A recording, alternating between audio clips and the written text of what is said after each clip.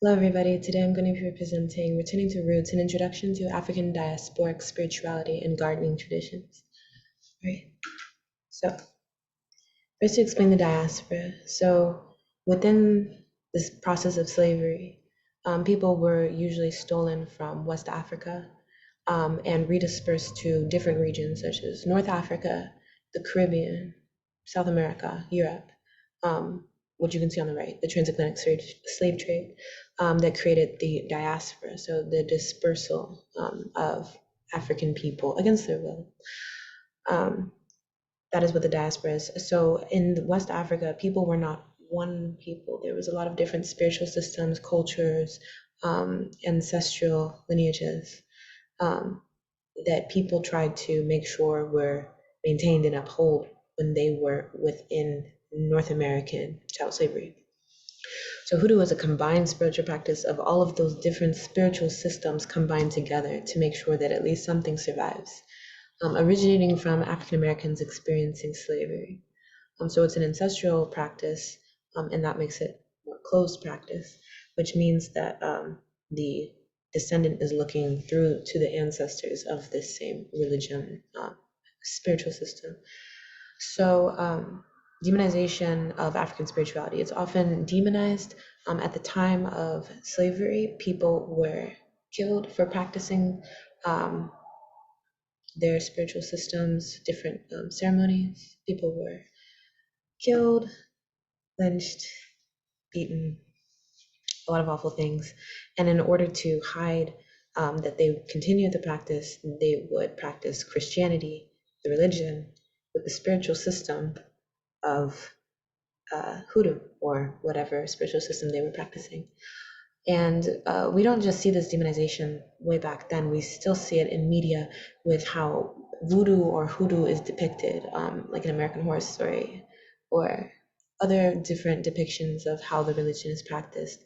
It's seen as demonic and a little scary when it has a lot of similarities to Christianity because Christianity's traditions and ceremonies pulls a lot from this because of the influence of this combination of hiding spiritual systems within Christianity. So we still see a lot of hoodoo practices in Black church, even though people aren't specifically practicing hoodoo. African spirituality continues through Black church and a lot of other Black religions, Black people practicing the religions.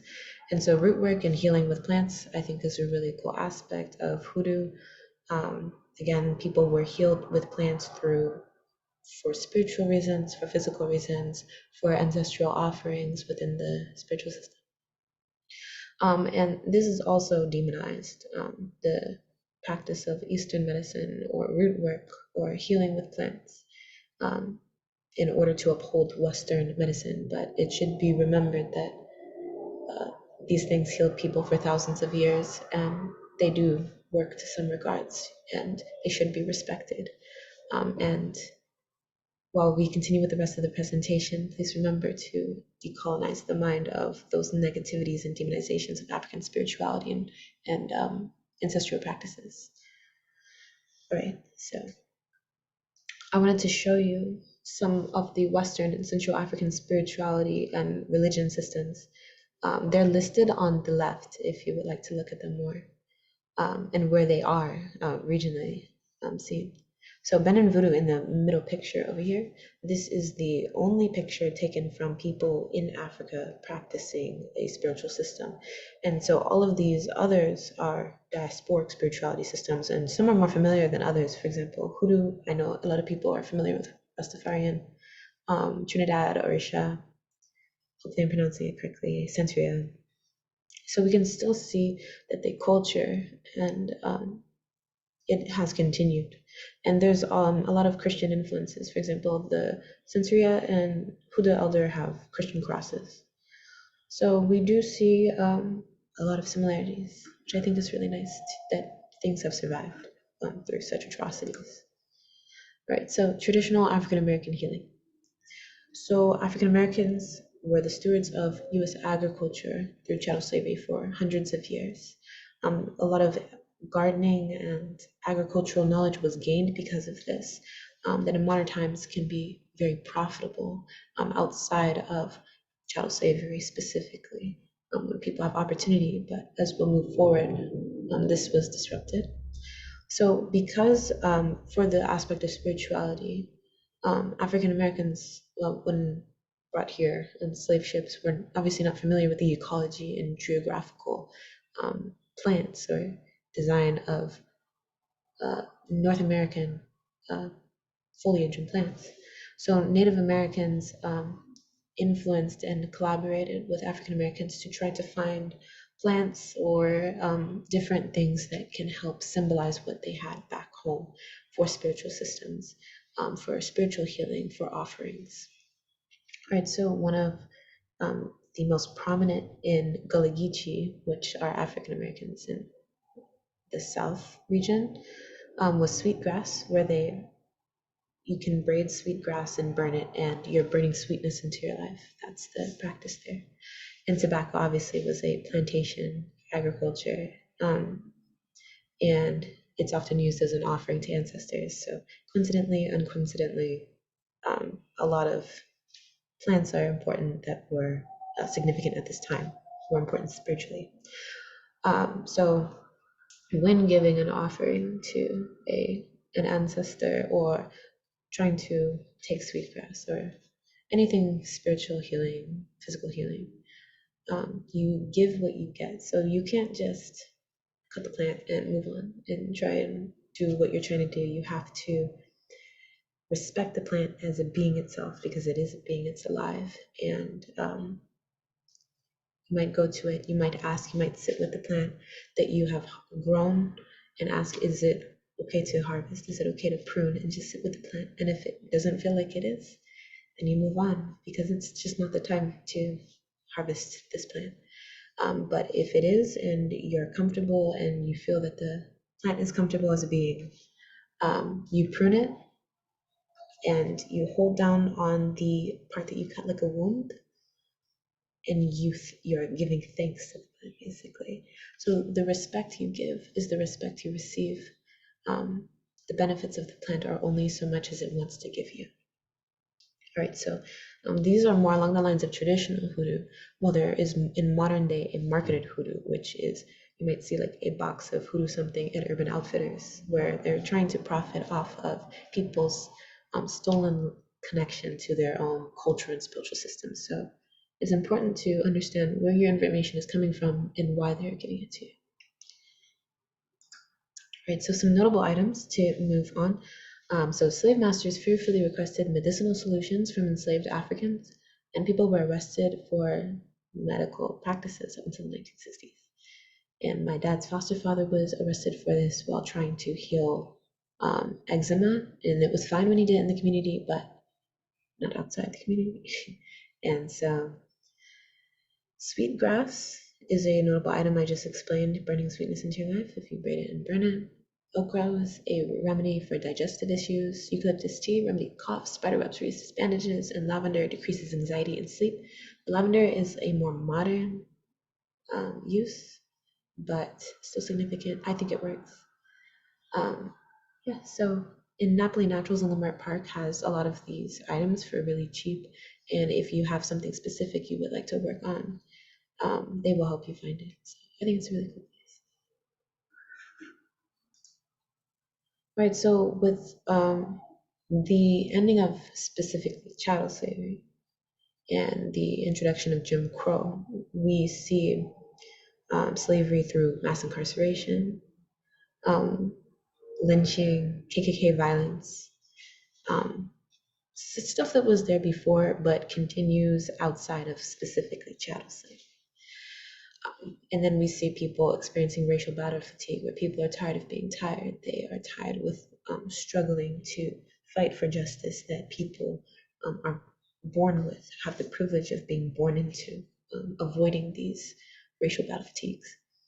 So with this, we see for the first time gardening or maintaining agriculture, not as a labor, but as an art form and as one of the first means of relaxation for people during the Jim Crow era. Again, there was a lot of ancestral knowledge because of the experiences of slavery with how to maintain agriculture and how to garden and how to make plants flourish and provide food for the community, because there might not be a grocery store, because grocery stores might not want to be in that community because of Jim Crow. So we see gardening as an art form and as a way to build community and bond community. However, we see extreme urbanization right after this. As you can see in the bottom right, we see New York City. You can see how dense it is. There's so many buildings, no green spaces.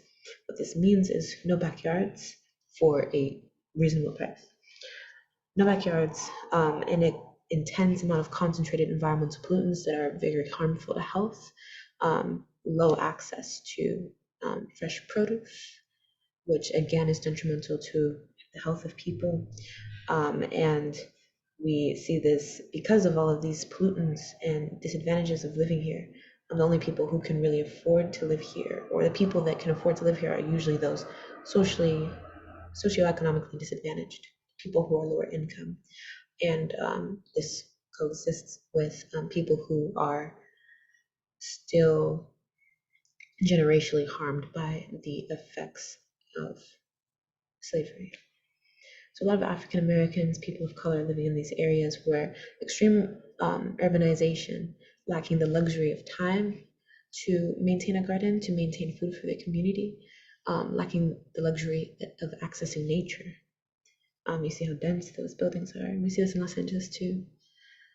So time is a luxury, and a lot of people do not have it. Right, so to maintain gardens.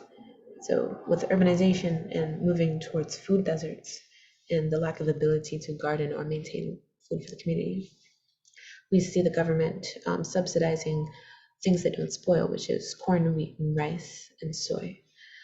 So these are all extremely non-nutritional foods that are cheaper and they taste good. So they are like in this Happy Meal. We see the fries and the chicken nuggets. And we see a lot of food deserts because of Jim Crow and grocery stores not wanting to move into lower income areas or areas with people of color. And within a 1 mile radius, there's not access to fresh produce. With all of that background of how ancestral knowledge was now gained through slavery, which did not have benefits besides really that,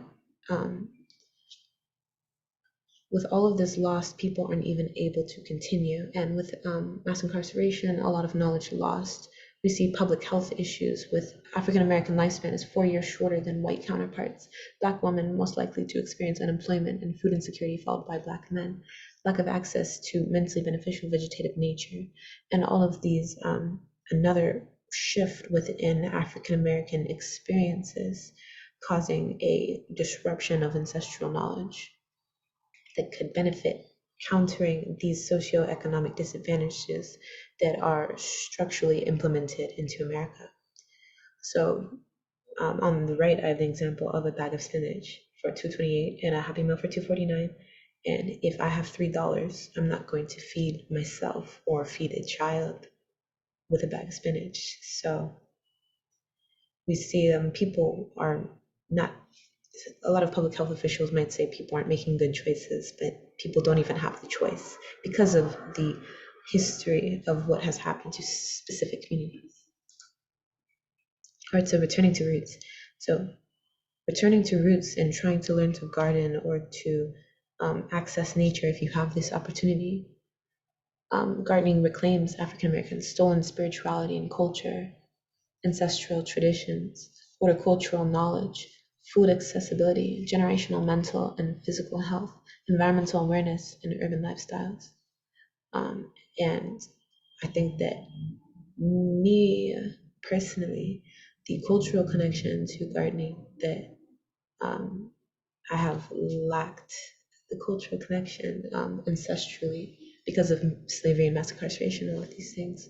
I think it's so beautiful to reconnect with. So I really would encourage you to come to our campus urban farm, schedule a visit, learn more about urban gardening, understand different practices, and help plants succeed, volunteer, or you can just come by and see what we're doing if you're just curious or you're a little apprehensive or a little hesitant to come.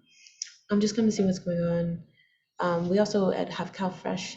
You can come get EBT Market Match and fresh produce weekly at the farmers market on Tuesdays from 9 to 3. Yes, so the Campus Urban Farm is right behind Lot 7. And so we are going to be having a urban gardening workshop basically at the farmers market. You come by and get a little kit to start a at-home garden. And if you live in an apartment, that's totally fine. If you have a windowsill, you can put the plant on the windowsill. Trying to work around some of those disadvantages of living in extremely urbanized lifestyles like Los Angeles. There are ways that we can try to overcome that issue. So we do have some seeds that are important to African American culture, such as black-eyed peas and sweetgrass. And we do have some seeds that are important to the ecology of Los Angeles area, so they might benefit pollinators and so on. So you can come by and pick out what you want. So we hope to see you there. If you have any more questions, please email us at csudhsustainability1@gmail.com. So thank you. Have a good day.